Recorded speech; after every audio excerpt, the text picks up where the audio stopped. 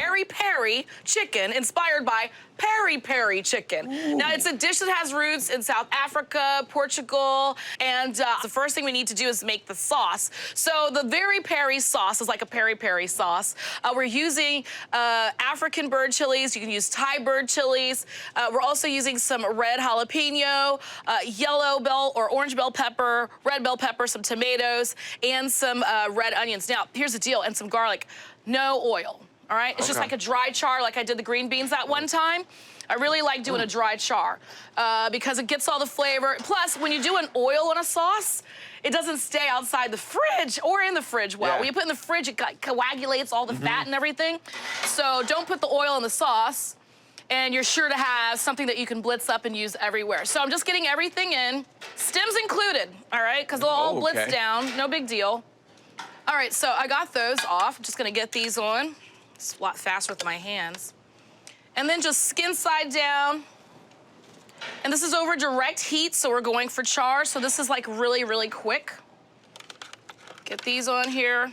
I love your implementation of the upside down cooling rack, essentially, directly on the grill. If you can see it. Doesn't fall through. Right here, this is just a cooling rack. You put it upside down so you have a little bit of something to hang on to. You could put cast iron too, right? And just sear it in cast iron. You totally could. And, you know, I've adapted this from inside in the oven, so if you're staycationing and you don't want to get outside, you can also roast this in the oven at like 425. That's deep staycation when you don't even leave your home. Deep, deep, deep.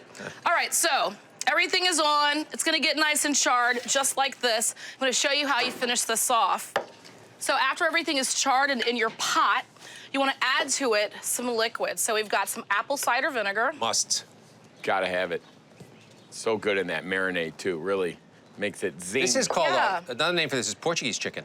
Yeah, I mean, it has its roots in Portugal. And when I went to South Africa, I had it at a chain there, and they served it with pop. Pop is like stiff grits. It's the best way to describe it. It's just stiff grits. And they use it to kind of like eat up all of the sauces and all the really spicy things because, you know, it takes down the spice. So already in my pot were the tomatoes that I charred, added the onions, the bell pepper, garlic went in, apple cider vinegar.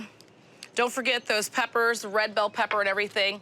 Now what you're gonna do is just add the liquid to the level and no further. Wow, and that was brown sugar you just put in. Yep, a little bit of brown sugar went in just for a little bit of sweetness. Yeah. Be great on anything. So simple. You can also do this on like fish, exactly. Brush it on vegetables. So Jeezy, I'm gonna bring this to you here. What would you like me to do? This isn't done right now. Just blitz it in parts because it's still a little bit warm and then sieve it out. Okay, so yeah, just you like got that? That looks great, you see that? So simple to do. Simple. So what you want to do is, before you get to the blitzing station, make sure that you cook it down a little bit. The water's going to evaporate by about half, and the water becomes like a dark color as well, so you know it's got that flavor of everything that roasted. While Jeezy's blitzing, I'm going to show you what it comes out like right this. We're going to use about half of it. Now, the chicken that I'm using today is bone-in, skin off, thighs, legs, and a couple of chicken breasts that I cut in half. For the people that want the white meat, but this is all about the dark meat, you know what I mean? I agree. Yeah. I agree. But you're staycationing, you gotta take care of whoever is at home with you. So. Is the skinless chicken traditional to the Peri Peri? I've always had it skinless, but I'm sure someone out there is like, oh, we gotta have it skin on, you know what I mean? You want some salt and pepper in this? Yeah, you can add a little bit of salt and pepper in there to season it up. So you're just gonna do this, mix it around in a sealable bag, put this room temperature, 1 to 2 hours, no longer than that. We've got in a cooler back here, really because outdoors is not room temp. I'm gonna bring it forward, and the next step is to dry everything off. Because we wanna get it onto the grill, but we don't want to start getting all of those sugars caramelized right from the beginning.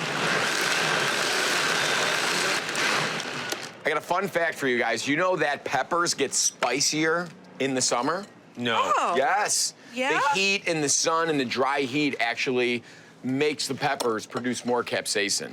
So, you know, so things start activating, obviously, in the sun and the heat. But we got a couple different peppers right here. Sonny, I believe you're using the one kind of lower on the scale here, but still pretty spicy jalapenos, yeah. And then you're using the bird's eye chilies, too, or the African chilies.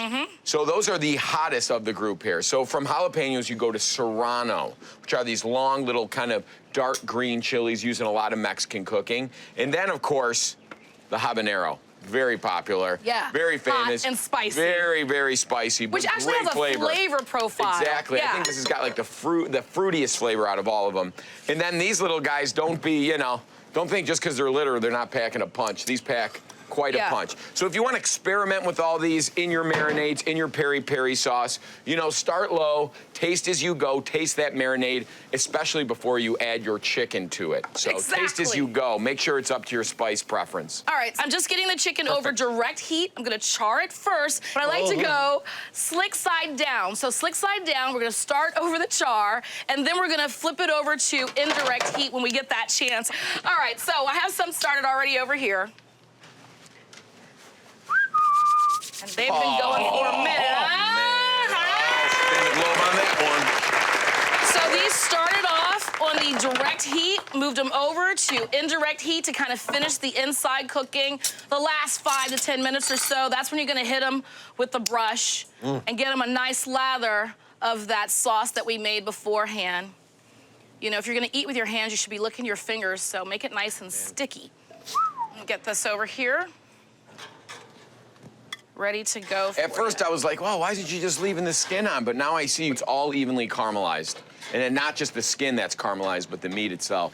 Yeah, you want it nice and sweet, charred. You don't want any, gummy skin. You want it to really kind of, be nice and crisp also. And there's a chance to make it crisp. And this is the pop you're talking about? Yeah, so this is just my kind of version of it, actually. But yeah, so you get the polenta in a tube, just slice it, olive oil, salt, and pepper, get it on the grill, flip it so you can get those grill marks. Yeah. There you go. And it's kind of like pop, my Very Peri spicy chicken. Yes, please. I was gonna say I want a thigh, but it's all thigh, all the time. Get a little piece of polenta. If it's too spicy, it'll kind of take that spice down. Get it right in here. You want some, Jeff? I'll have some after he's done. He's eating on that. Yeah? Yeah? So rich, so deep. That's such a simple little twist with the peppers. I'm gonna Green Goddess some lobster tails. Green Goddess is a very herby vibe. So we've got some cilantro, some parsley, and some tarragon. Just chop them down for me. That's gonna be part of the herbaceous vibe that's gonna go on my lobster, but I'm gonna make a compound butter with them. I'm gonna add to my bowl some chives and some dill into the compound butter. I'm gonna add in some red chili flake, some garlic, and then I'm going to gently scrape off of my cutting board this paprika that Jeezy accidentally knocked over when he was delivering. You're in character. You're like the, you're just very, in the bowl. You're a better actor than I thought you were gonna be. I mean, I kind of think like his Worcester, Massachusetts, like if he hadn't become Jeezy, he may have become This would have been you, fisherman. buddy. Maybe. I mean, You used to be a fishmonger, Katie. Yeah. So, Katie used to be a fishmonger, believe it or not. judge him. Yeah. Yeah, so these lobster tails, these are about 8 to 10 ounces. What I like to do is kind of make it easy, and I go in and I cut them in half. You can buy the whole lobster, too. You can. So then I'm getting a moistened skewer. You soak them maybe about an hour before you're going to grill so that they don't burn on the grill, and then just straight through. It's a good way to not only get good surface area on the grill too, but also kind of extend the life of the lobster tail, want me to which is start a mashing premium this? product. Not Premium product. Oh, okay. Yeah, so I'm gonna use half of this herby blend. Remember, this is just the cilantro, dill, tarragon, parsley, and that's gonna be half of it goes into our butter, and then I'm gonna use the other half for, if you don't mind mixing that together for me. How could that For not be good? our lobster. So the lobster's gonna go onto the grill. And what's great about lobster on the grill, it works, unlike meat on the grill, because the meat drips all that beautiful fat down. Yeah. And but Exactly. the lobster doesn't have that, so it actually is a At great all. way to cook it. And realize when you cut it like this, you're gonna kind of get two meat sides, if you will. Yeah. All right, so it's gonna be a little bit of flippage going You on. could call that a lobster fillet, couldn't you? You could. Oh. And I like throwing the skewer in it. It kind of keeps it straight and rigid for you. Should I add any salt? No, I already salted okay. it. Yeah. All right, So there you go. This is gonna go in the refrigerator. And you could just refrigerate it for about, I don't know, at least an hour. We are eating good today. Right? Yeah. Best day ever. All right, so while this is grilling up, I'm gonna show you the rice. GZ, look away. 90 seconds in the microwave. Flavor, all right? dude. They have at all Jeffrey. kinds of flavors. This is cilantro lime. Oh. Yeah, and Look at that. so You're you gonna just love that. zap I it. love that. I actually should have just served it to you without you seeing that it was Yeah. microwaved and see what you thought about it, right? You wouldn't have known. Yeah, I mean, don't it think is. so. It is. They do have great stuff in it. Yeah, right There's some in great frozen stuff in it. I that gotta same admit. herb blend. Wow, I cannot What wait. happened to you? That looks Make great. one You of me never know later. the difference. Yeah, it's literally 90 seconds. I mean, rice was a staple in my house. Every single day, we would eat rice. Yeah. All right, so just kind of like a steak or a burger, when you're putting your lobster on the grill and you're doing flesh side down, don't flip it till it lets you flip it. Yeah. Yeah. So it's gonna release itself. And then, look at that. Oh, Beautiful color, you know? Glad So I caught pretty. them for you. Yeah, you got to, GZ, I mean, seriously. I mean, was See, that was it- cashmere even? I know, can't I think believe. so. No, it was hard having Vicuña? plastic Give on my that some body. more time. It was only a few minutes. Those are so pretty, Sunny. Those then I just just look kinda- like vacation to me. right? Smells like vacation. It's like a St. Bart's lobster. Just kind of come in and, Oh yeah, let it just do its thing. yeah, just let it Lobster relax. just needs butter. It Oh, needs if you're it. If I were at home, Oh. I'd be doing this with my hands, you know? Oh, so much for that dinner date invite. Can't make it. Sorry. I'm coming, but I'm eating first. Get it on there. Look at me, I'm just glop it on. Oh, this is. Well, any that melts off is then going to go down on the bottom of the yeah. pan. I and just love it. Baste. It's like self-basting. Brushing and basting, brushing and basting. Yeah. It's a steamy situation. I always tell people when you cook lobster, undercook it. Yeah, When it it's gonna, sits, it's gonna continue. It's so fast carryover cooking because there's no I fat. always just look at the tapered tail end at the very end instead of lemon. Oh, I like This is this. I'm doing controversial, this. but also I am awesome. so doing this Yeah? summer. Yeah. Orange wedges. Cheesy. You could throw them on the grill, too. if Yeah, you wanted sure could. little Yeah. curb I just appeal. didn't have a lot of real estate here, but definitely orange halves would be great. And then there you have it. That is God. My gorgeous. green goddess Beautiful. lobster tails. Can I have a Gorgeous. fork and a knife? Yes, you may, GZ. We got it. Mine. This is What yours. is this? Is that mine? Oh, good. Much. Oh. Broski. Hold on, GZ. I want to give you some of this microwaved rice. Yeah, I want to get some of that. Gorgeous. Yeah, oh, more. Green goddess rice as Yeah. well. Little green goddess cook rice. it up. Might as well. You got the herbs out. Can I take out the Yes. sword? Yes, please do. I like kind of leave it. serving it like that because I'll you leave can, it. I'll leave it. you know, people can pick it up and walk away Oh, it's with perfectly cooked. Look at that. Perfect. Perfectly cooked. Yes, of course. So pretty, Sunny. Thank you. Oh yeah. You. Yeah? You're good. Yeah? You're really good. How about that orange, bro? Let me tell you. Feeling the orange? I'm Can a you Maine taste the lobster orange? guy. I'm a Maine lobster guy. This is not a Maine lobster. It is cooked perfectly. It is delicious. Thank It's you. very hard to cook a lobster. Everyone overcooks them. Yeah, especially Perfect. with people watching. The flavor, that dill vinaigrette, it's so delicious. Sizzling Summer Burger. Sizzling Summer Burger. Sizzling Summer. Sizzling. Sizzling. I did not buy ground beef. I bought the patties, baby. Oh, pre-made. That's right. So these are blended burgers that are already made, and I'm just gonna season them up. So now, because they're already made, I can't get the seasoning in.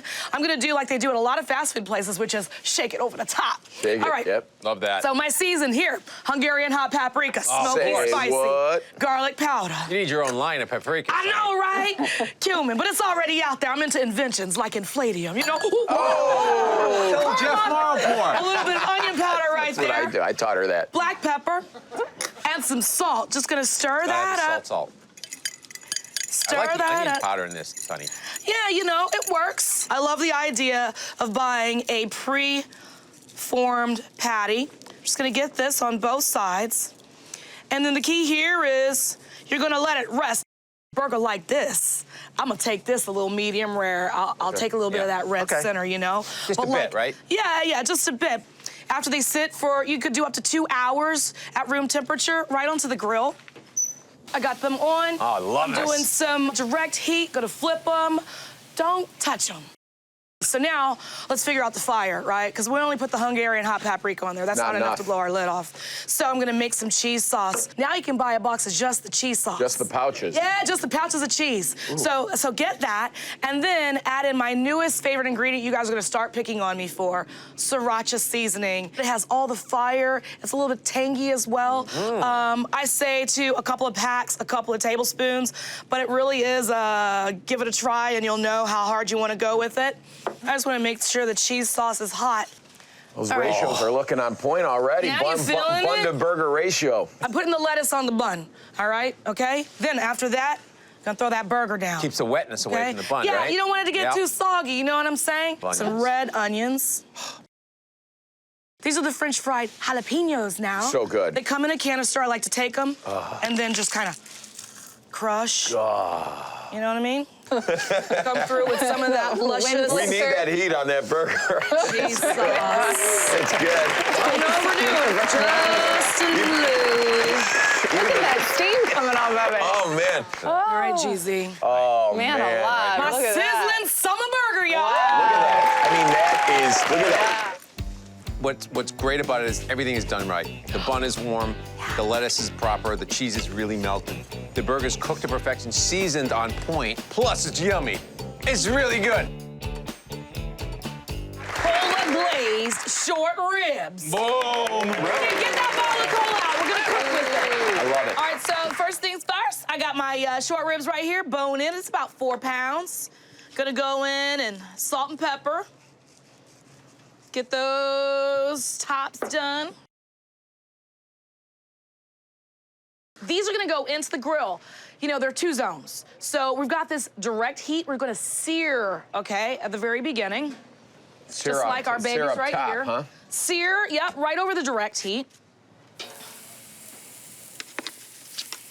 I'm gonna show you how to make this cola glaze. So here in my pot, I've already started sauteing some onions, paprika, that's my thyme sprigs, and some garlic. Leave the thyme in, even though you're like, what? You can just pull it out later, no big deal. And it makes it a little bit more like, I made this, I did not buy this. So, into it, our cola. Do you ever use the spicy cola? I've used the spicy cola. Some The fun spicy colas cola out is there. great. You know it got its PhD. What's that? This is apple cider vinegar. Basically, any dark cola that you like the flavor of, like black cherry would be great here I love as well. black cherry. So dark How about diet?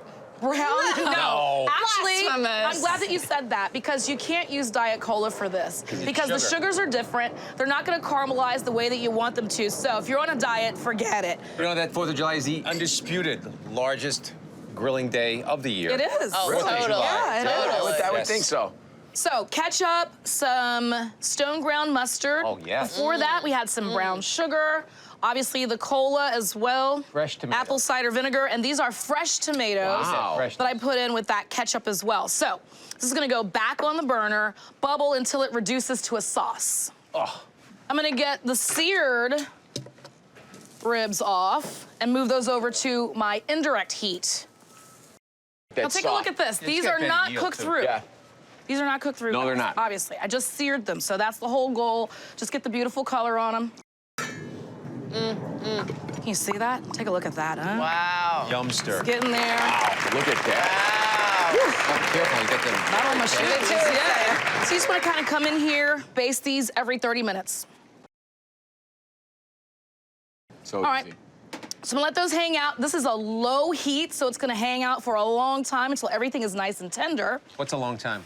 A couple hours. 2 hours. Yeah, a couple I hours. figure that. Yeah. And it should just put a thing in there. It should come off like It should just fall right I would off. say this sweet spot for low and slow cooking, 203, I think is like the benchmark. 2 hours I think and we're 3 minutes. No, 203 internal temperature. All right, guys. boy, Takes that's time, but here it is.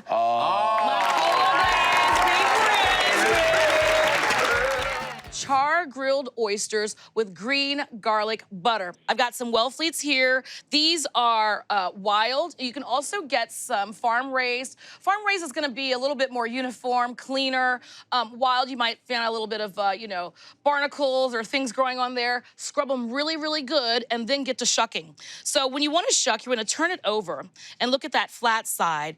And usually towards that tapered end is your access point. You're gonna take your little knife here and kind kind of get it in there. And what I like to do is press down at the very end. See that right there? Kind of like twist it. It's gonna open. Before I even get it completely open, just kind of run that oyster knife. That's gonna release it from that top, right? Clean off your knife and then just kind of release it from that muscle right there, and you're good to go. I've just got a dozen there, but I like to tell my friends one time I went to a bar in New Orleans, Dragos or Dragos, however you want to say it. They're famous for their char-grilled oysters. And I ordered a dozen, and I thought that was gonna be enough. And then I was like, done with that, ordered another dozen and another dozen. 4 dozen oysters on my own at that bar by the end of my session. And I call it a session because I was drinking and, you know, holding court. All right, so I'm gonna make this green herbed butter for you. Some butter in there, parsley. That's the green, along with some scallions. I just like to break them down the size, even though my food processor's gonna do some work. A little bit of lemon juice and lemon zest, garlic, and some Italian seasoning. And if you like, you can add some red chili flake. I usually add that to my Italian seasoning at home anyway, and just pulse it. Really blend it all the way together. Oh yeah. So I'm just gonna move this around. Now, you know you always hear those stories and you wonder if it's ever gonna happen to you if you're an oyster lover. You go into some place and you order oysters and you hear the story of someone cracking open an oyster and finding a pearl. It's happened to me twice. And I actually took them to jewelers, and they're actually little tiny pearls, but I was just so excited about it. I like to add in some salt. Just a little bit, especially if you're using salted butter. And then crack in some black pepper. Okay. And everything's gonna blend in. All right, let me show you how beautiful this is. Like I said, perfect for things that come out of the ocean, all right? Parsley, scallions, lemon zest, keep it nice and bright, some lemon juice, garlic, Italian seasoning. What is not to love? Smear this on some fish and put it into like a parchment pouch, but instead today, right on top of our oysters. Okay, let's bring these babies up, all cleaned and shucked. And then I like to use 2 spoons and just get some butter out. As you can see, this is enough butter for that day at the bar. And I'm using my baking rack. Now, the baking rack, if you'll notice, it's upside down. So the little foot or the feet are facing up. So instead of putting these directly on the grill and one by one taking them, it's nice to just old tool, new trick, your baking rack. Now I'm just gonna make a very quick topping. Some panko crumbs, put in some parsley. This is some Parmesan cheese. Mix that up. You might say cheese and oysters? Of course. Have you ever heard of Oysters Rockefeller? Now, Oysters Rockefeller is way more involved. It's gonna have like some sauteed spinach beneath it and a different topping, but this is an easy way to get that oyster flavor on the grill without doing a lot of work. Let's give it a little toss. And then just kind of come in and right over the top. All right, so I've got my grill now screaming hot as you can get it. 500, 600 degrees, whatever works. We're gonna put this right over the direct heat of the grill and just cook it until everything is nice and bubbly and golden brown. Now I'm putting them in a plate filled with like some coarse salt. That's just for plating. Also, you know, it's nice to prop them up so that they're not spilling everything out. And a lot of times salt will allow you to kind of nestle them in there like that. You know, this is a great end of the summer celebration, kind of ushering in the new season. All right, and then at the very end, just some lemon wedges. You could serve it like this or just hook everyone up before it gets to them with a nice squeeze. I'll just take this one and eat it. Cook's treats. All right, nice squeeze of lemon at the end. Look at that. Herbed butter, so easy to make. You don't even need a food processor. You can just like blend it in a bowl with a fork or get your hands in there and mix it up. Ooh, hot. This is how you serve it, okay? easy grilled cauliflower with my pop sauce. First, we're gonna start with the cauliflower. I've got the entire head, trimmed the little green leaves off, flatten the bottom so it kind of sits just like that. And I like to keep it together because it makes it easy to season. You know, every once in a while when I find cauliflower in the bag where there's florets and it's on sale, yeah, I'll get it. But then when I put it in the bowl to olive oil it and everything, I feel like the olive oil just ends up on the bowl and not on the actual cauliflower. So this way, if you keep the head completely together, you can kind of say, yeah, I know I got the olive oil on the florets, not on the stems or hanging out on the bowl. All right, so 360 degrees of love. And then I'm gonna come in and season it with some salt and kind of throw it at the side there, kind of like, hey. And then hit it with some black pepper. And usually I say boulders, but it's okay to get that pepper snow for this so it kind of adheres and sticks and stays on. And then for a little bit of smoky heat, because we are talking about spice today, some hot Hungarian paprika. Just kind of sprinkle it high. The lower you go, the more direct it will be. And then also to taste. So I've got my grill set at 400 degrees. I'm gonna get this right over the indirect heat. So that means if your grill is lit on the left side, you're gonna put it on the right side and vice versa. Sonny, you're doing that cauliflower with that pop sauce. People are using this pop sauce on everything, right? Yes, you know, obviously it's shrimp is probably the first place people had it. All right, so I'm gonna show you how to make this pop sauce. Very simple, it's mayo-based. To that, I'm gonna add in some of my Thai sweet chili sauce. Now, this should always be in your refrigerator or in your pantry. I find I love it because when I order out Chinese takeout, those packets aren't enough, and I love to dip my egg rolls in this. So right into my bowl, that sweet Thai chili sauce. I'm gonna add into that some sriracha, coming through with some heat. And then just a little sweet from honey. And try to do some local honey if you can. It's good for you. And then just whisk away. You know, if you're wondering where did all of this pop, as I call it, or bam, as Jeff calls it, sauce came from, people were going to like a fast casual restaurant that served with shrimp, became so huge. Obviously, you come home and you want to make it at home. Now you can definitely, like I said, buy it in the jar, or you can make it very simply here, just 4 ingredients: the mayo, the Thai chili sauce, sriracha, and a little bit of honey. All right, so that is done. Let's check on this cauliflower that I already had kind of hanging out. All right, this is what it's gonna look like. After about 30 to 40 minutes, you'll know when you stick a fork in the top and it's fork tender as we speak of. Bring this out here. Look at that. Now, I could eat this entire head of cauliflower. So this recipe for the sauce is actually for 2. You can serve some sauce on the side if you like. And I like to get in here, turn it over, and kind of attack it from the center, right? So if you look at it, you can just say to yourself, well, look at the florets. If I hold my finger here and I just slice down and around, everything's gonna come apart.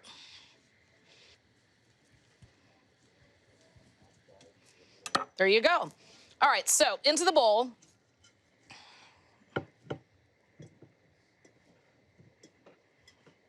Yeah, can you imagine me eating an entire head of cauliflower? Sometimes I catch myself mid-meal and I say, I'm healthier than I sell. All right, over the top. Just a little bit. Doesn't take much.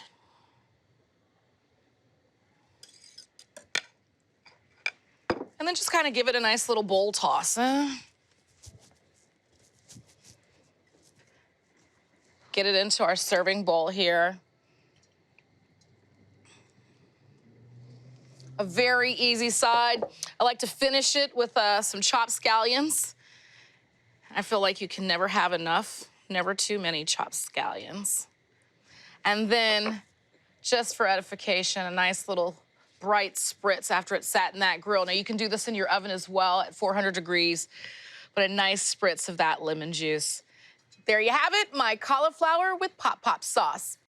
grilled London broil, and portobello mushrooms. Very simple. Wow. Okay, so you know if you go to the grocery store in the produce section, they'll have like that mix. You can get like the oyster mushrooms, shiitake, Sometimes baby it's cut bellas, too, right? the chanterelle. Sometimes they're even cut down for you. Get them into a pan with a little bit of oil, and you're gonna saute them down, then season with salt and pepper. And that's gonna start our umami butter. So I'm gonna get that here into our food processor with some butter.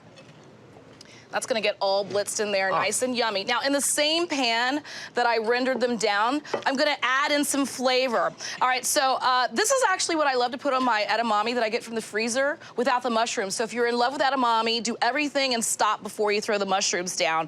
But in here, I've got just some ginger that you grate, some garlic, some red chili flakes. I like to add in some lemon juice, some fish sauce, which has great umami in it. Just a little goes a long way. Some lemon zest as well. And then I just kind of like to move it around. You know that the word umami in Japanese translates to delicious. Umami. No, Katie, deliciousness. Look at that. Deliciousness. Deliciousness. I put a little bit of olive oil just to make it move around a little bit. Golly. Here, you want to take this? Yeah. So what I'm gonna do is get half of this, so you can follow, into our food processor to provide some flavor. Wow. And then the rest of it, GZ, if you don't mind, slathering my London broil with it. So to continue making the umami butter, some cilantro and some lemon zest. Come in with a little bit of black pepper. Oh, And I mean, a good compound butter goes a long way, man. It could also just be spread on some bread, you know what I mean? Heck yeah. After you toast it on the grill. Finish a pan sauce with it. Ooh, Look at that. Okay. wow. And then just blitz away. You could put this butter on a potato. You could put this butter just as a base for a pasta, like a fresh How about, breaded how about a fried egg with this? Exactly. Dude. So right now, I'm just gonna put some of this right into a little pan so I can melt it down. But the rest, you could store this in the freezer. GZ, one time, we were talking about making some compound butter. I still have a lot of it in the freezer, do too. plastic bag. Just push the air out and it's good to go. All right, GZ, you got that for me? that. So just wrap that up. And then I'm gonna get it onto the grill, and it looks like this after it's been hanging out for a minute. I mean, you know it's gonna be good when you smell so good and nothing's been thrown on the grill yet. Yeah, you I'm know? telling you, right? Really packing all that flavor into the meat. And a compound butter is such a great way to really add an intense It really, really, truly is. This hung out in the fridge for about 4 hours, and you bring it out for 2 hours to get room temperature. Yes. So it's a total of 6 hours. You can pat it dry a little bit, but it's looking really, really good. And just gonna get it onto the grill. Look at that big old meaty cut. Look at that. Ah, London broil. Right on. Deliciousness. All right, let me wash my hands really quick. You don't see a lot of London broils these days. No, you don't. No. No, you don't. Let's take it back single-handedly here in the kitchen. Let's bring it back. All right, so I've got my pan in there, gonna melt the butter down just as the actual London broil is grilling as well. And then I've got these big old portobellos. Just go ahead and take the little gills out. A little bit of olive oil. Salt and pepper. And I like to let the olive oil hit whatever I'm doing. I mean, this is maximum mushroom application. Yeah, just So kind of many move them around maximum in the mushroom. oil, move them around. Don't waste that good oil on the tray. And then right onto the grill. You know it. Look at that. Oh. And GZ, if you don't mind, hooking me up with a nice little quarter slice. Sure, where do you want to put them? Right here. wanna Oh, I'm gonna arrange toss them? them with some of this, put them right here. I'm gonna toss them with a little bit of this butter. And then I'm gonna get my steak from the back here. hot. Come in right here with you. Drop the steak while I get that butter off. I love a grilled portobello mushroom. So do I. Remember they were like all the rage in the 90s and they kind of went away. I use them all the time now. Wow. And Wow, look at London. that, baby. Come on, London broil, baby. Yeah, so you can gonna go ahead and cut it 6 minutes aside for medium rare. Remember, I've got the butter here with the mushrooms, the ginger, the red chili flake, the fish sauce, lemon zest, lemon juice, garlic, all flavor bombs. But really what's coming in there and really doing that umami work is the fish sauce and the mushrooms. And I'm just gonna put a little bit of the mushrooms on the mushrooms to give them a nice toss. Triple mushroom? Yeah, triple mushroom. Umami all over the place, baby. And then stir these up. You wanna get those onto the plate? Oh, look at that move. We've seen that. Give them a nice little stir. Yeah.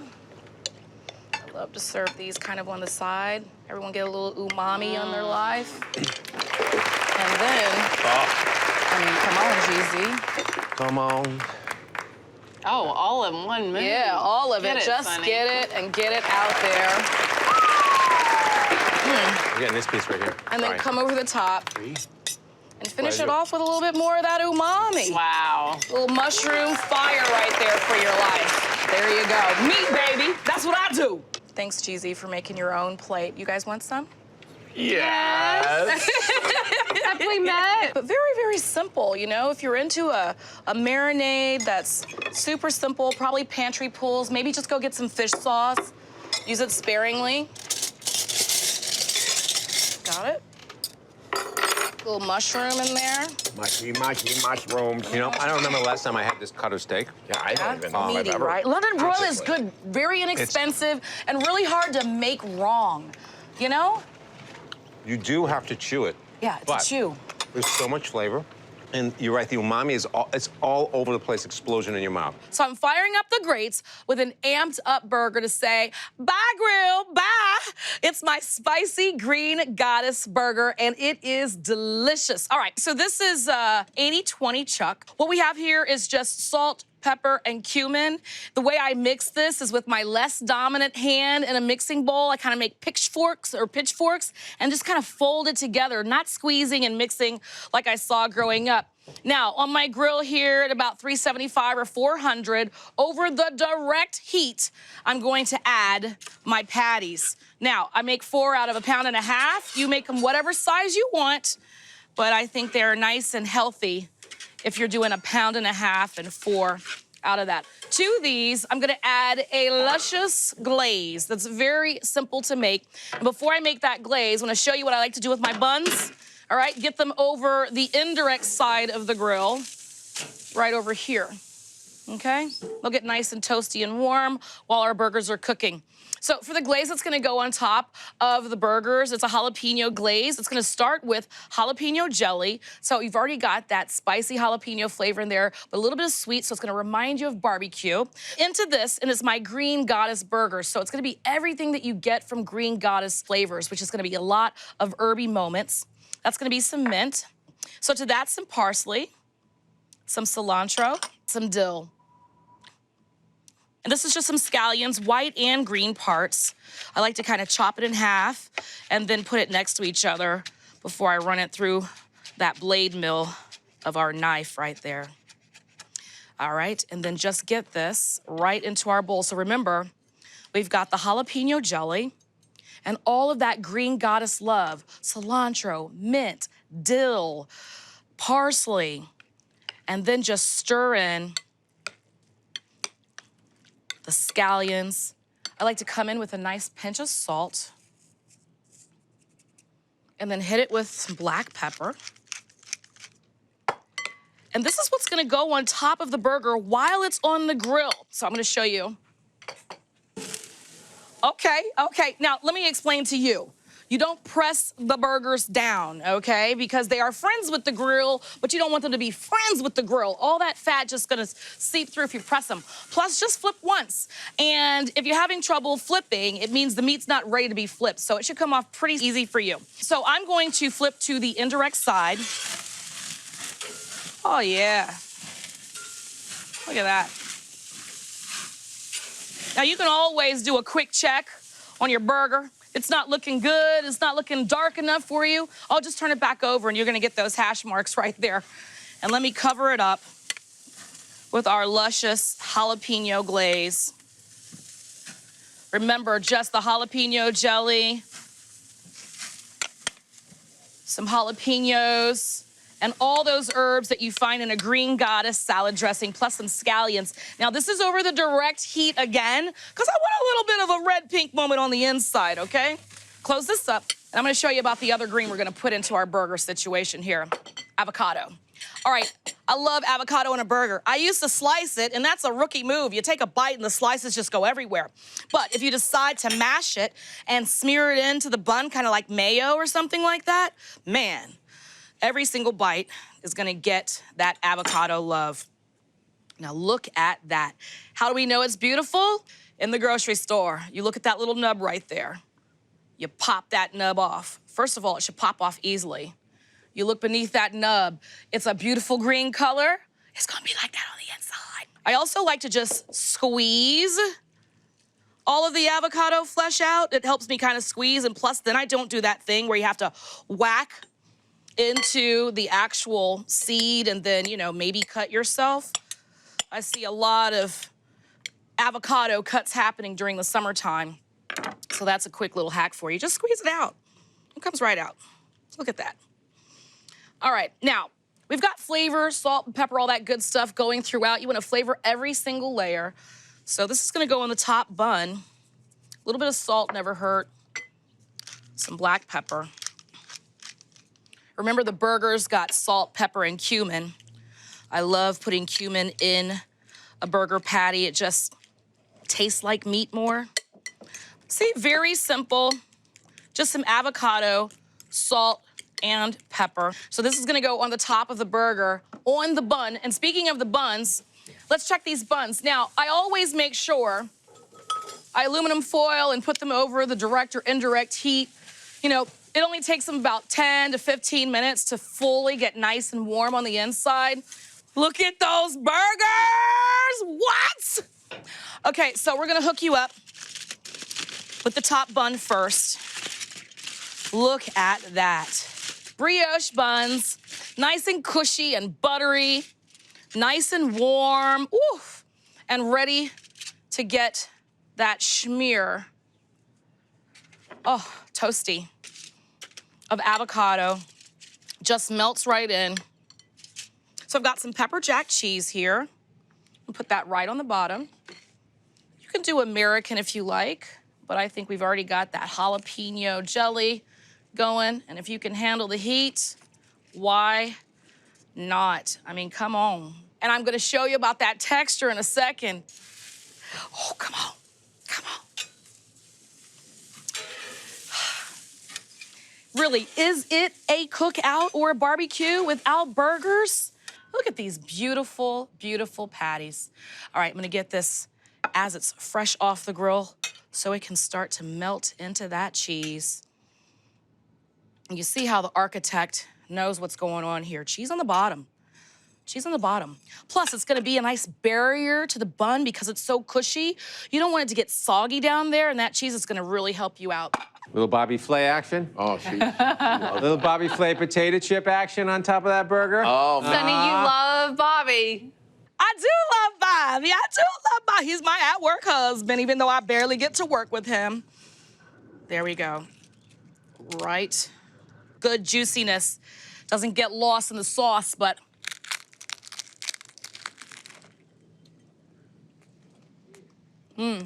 so good. All of those fresh herbs are coming through, but it's the crunch for me. Jalapeno potato chips, pepper jack cheese. You see how juicy it is? 5-star glazed chicken. Ooh. Five star. You gave yourself 5 stars. I Just assume. 5 ingredients on the glaze. Oh, I get it. Yeah, 5, yeah. You didn't Like, like I'm that. the best. Yeah, but please, Well, give me she 5 is. stars if you Sure. like. So the 5 stars of flavor right here, savory, miso, like soybean, rice, it's Love. grounded up, it's fermented, it's funky, it's flavorful. It comes in various different shades Yes. of this earthy brown. They will consider this a red, even though it's more of a brown tone, but the darker, the more pungent and the more fire the flavors. They just really hit your palate. So this is a little bit more mild. All right, so miso goes in. I love it. It's so great, and it keeps in your fridge for up to 6 months, so it's a great little flavor bomb to have on hand in an instant. Some sweet, from some creamed honey. Oh, you've been into that recently? I too? love creamed honey, just even on a piece of dry toast in the morning. Really, really good. Swirl some into your yogurt. Some orange juice, so a little Jay sweet gravy, here we and come. tart. You know I play with orange juice all the time. It makes the quickest sauces and gravies. And then I'm gonna come in with some fire, some red chili flakes. A little bit more. And then way more pepper than you'd ever imagine. Nice large boulders, so I loosen up the top so those grind plates are far apart from each other, make bigger boulders of pepper. And that's it. So you're gonna get it back here outside on your grill, on the inside of the grill if you don't have one of these cool little sidecars right here, and just work it out until it starts to cook down to a really nice glazy consistency. Tiny. All right, so I've already got some to the side that's gonna be good for dipping. And I'm gonna use some of this to baste and the rest to marinate my chicken. So this is one whole chicken cut up. And then I like to take the chicken breasts and cut those halfway as well. Yes, It's just good yes, for like summertime party. No one wants a big old breast. All right, so you're gonna put it in the bag, move it around so everything gets touched by the marinade. And this is gonna sit on the counter for 1 to 2 hours, no longer than that, because the orange juice does a lot of work. All right, so it's gonna look like this. And then the goal here is just get it out, pat it dry. The real reason you're patting it dry is you don't want to get on there and do a whole lot of drippy sizzling and splashing back. Plus, the caramelization does happen with less moisture. So just kind of get everything out. All that flavor is already soaked in. And then dry them off. All right.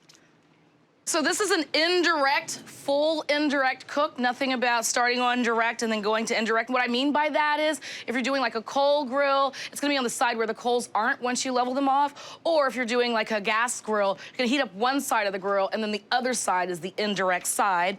And I'm gonna go skin side down first. Nice little sizzle. The reason I go skin side down first is if you do it skin side up, it just curls weird. It's really nice to put it down first, and then it curls up towards the actual chicken flesh. Put that on there. This marinade would also be really good on other meats. It'd be great on some pork. Salmon as well. Grilled salmon would be great. I love a good side of grilled salmon. So just like if you're baking cookies, give them some space so they can aerate and stuff like that. And I've got the other babies over here I'm gonna brush up. Now you're gonna do 15 minutes skin side down, flip them over about 10 to 15 minutes. Don't be stingy with that sauce. You know? It's nice 3 layers of love. I like it to be sticky and saucy. I'm gonna marinate it in it. You're gonna do a little glaze over the top, and then I also serve it with it. I'm gonna close that just for the walk. You know what I'm saying? Just for the... Oh, now we gotta wait more? I mean, just let it set a little bit, you know what I mean? Just for the walk, you know? And then get it back out.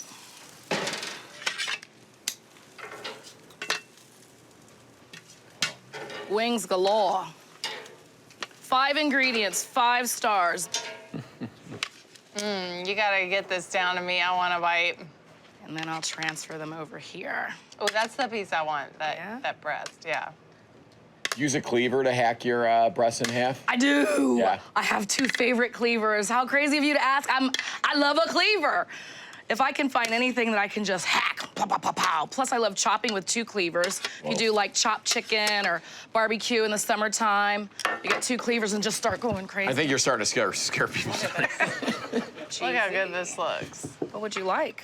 I think Katie is tasting. 12th District pork rib roast. Ooh, I love that. Now, you know, you might say to yourself, what's 12th District? I was on vacation in France, okay, and I was hanging out in the 12th arrondissement, and I had Cuban food in France, and they were serving this, like, burnt ends pork with a really yummy, sweet, but tangy curry rub that I love to put on pork. So now I'm gonna show you how to do it on the rib. Usually on a rib roast, you're gonna get about 6 to 8 ribs, and it's a pork roast, and look at it, really pretty, looking good. So just olive oil. You don't even need salt and pepper. That's gonna come later, all the flavor. I like to sear it. People are like, does it lock in the flavor or not? To me, it's more about creating a little bit more of a rough and hardened surface. So when I get all of the seasoning onto it, they really stick. But obviously, you like to get a little bit of that fat crispy, you know what I mean? And get a little bit of color as well. All right, do not ignore the underbelly or the backside of our ribs. So just again, olive oil. And I know you might be tempted, but don't worry about the salt and pepper. We're gonna build a flavorful rub that's gonna go on our pork roast. Okay, so I've got the grill set. You're gonna put this right over the direct heat, 400 degrees, because we're searing. We wanna get this nice and charred. I'm just gonna pick this up with both tongs and get this. You know, I like to go fat side down first, obviously, huh? And then you just kind of rotate. All right, look at that, baby. Now, you see I've already got one over here. You can use the same tongs. Don't worry about it because you're not done cooking this yet. Get that on there. Cover this baby up.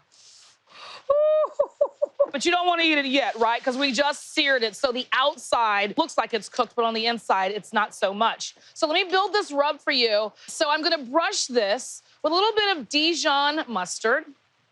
You don't have to go heavy, but it really helps hold on to the spice rub that we're going to make. Actually, it was a rainy day just like this, I'll never forget.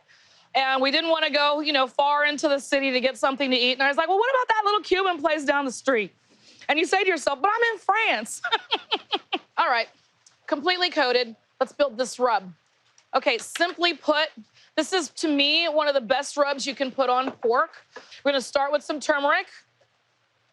Beautiful color. A little bit of Hungarian paprika. A little bit smoky and spicy. And again, you already know one of my favorite ingredients. Some cumin. A little bit of onion powder. Some garlic powder. A little chili powder. Hey, if you've got some ancho chili powder, go for it. Some salt. And then I like to come in and crack in some black pepper. Ooh, get that. It's got red peppercorn in it as well. I'll take it. All right, so just mix this up. That's a big chunk of meat, so it needs a big chunk of rub on the outside to give that flavor, right? It's all about that crust you develop when you sear it. All right, so look at how beautiful and flavorful that is. So colorful. You might say to yourself, what's Cuban about this? I have no idea. I've never been to Cuba. I just know it was at a Cuban restaurant in France. So it was all messed up, okay? But delicious. Get that one there. Now, see how that just kind of hangs out? That's some good old spackle, that Dijon mustard. So on the other side, remember we always say more than one side of our meats, make sure you completely coat, and then realize what's on our sheet right here when I roll this back over is gonna get that contact space with it. And then right back onto the grill over the indirect heat of the grill. Now, this time you'll notice I'm putting it rib side down, okay? And then I'm sprinkling over a little piece that my tongs took off. All right, I'm gonna close this up. And while this cooks and comes to temperature, at the very end when this is done cooking, I like to spritz it because that recipe that I tasted when I was at that place in France, it had like a tangy sweet thing going on. So in my water here, I'm building a spritz for later. And in this water is just gonna be some sugar and some lime juice. Just whisk it up. All right, I'm gonna let this sugar dissolve. Remember, I got the pork loin in here, 350 degrees on the indirect part of the heat for the grill, okay? And that's gonna cook up to about 145 degrees, and that's gonna be the perfect temp to pull it off, rest it, and slice it. Look at all these juicy goodness bits and pieces I can't wait to nibble on. But first, the way to finish this off is to hit it with a little bit of sweetness, a little bit of tang, just a kiss. So I'm going to spray it with my spritz. Very simple. Look at that sheen. Okay, I'm gonna show you how to tint my pork roast, okay? Just gonna get it out. Oh, look at that. Look at that pork roast. Okay, So very important. Let me explain why you tent. Imagine this is very hot and the juices inside are boiling between all the folds of meat and all that stuff, right? So if you slice, they're gonna boil out. But if you let it rest to where they're just simmering and hanging, when you slice this pork roast, it is just gonna be so juicy and tender because the juice retains itself within the actual roast, okay? A little windy out here, but I've done this before. Tongs are your friend, all right? So I'm gonna let this hang out for about 20 minutes or so. Let me show you what our roast looks like, my 12th district roast, after it's tinted for about 20 minutes or so. Wow. You saw that steam rise. It's still nice and warm. Don't worry about it not being nice and hot for you when you're ready to eat. Look at this. It depends. You wanna do 2 or 1, but I like to go through and cut 1. Look at that. Look at how juicy that is. Remember, tinting is the key. It's glossy on there. Yeah, That's beautiful. Looks like a nice, robust bark on there, Sonny. Perfectly cooked. That 145 stop temperature after we let it roast on the grill at 350 degrees over the indirect heat is perfection.